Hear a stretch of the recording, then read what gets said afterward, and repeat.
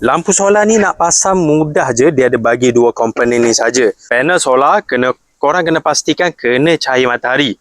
Letak dekat atas bumbung boleh. Lampu ni boleh letak je mana-mana sebab dia bagi kabel panjang.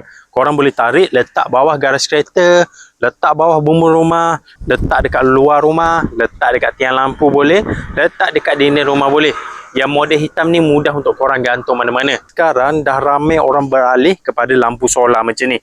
Sebab lampu ni korang tak payah nak bayar bil elektrik walaupun hari-hari korang pasang.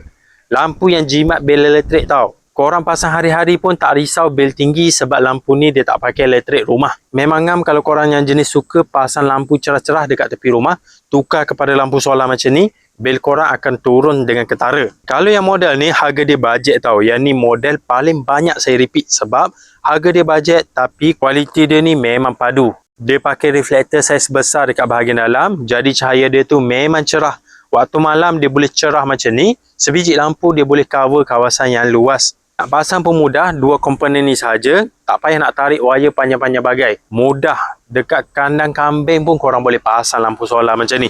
Jadi kalau korang nak cari lampu solar yang boleh jimat bil elektrik, harga bajet tapi kualiti padu, korang boleh cek lampu solar yang model ni.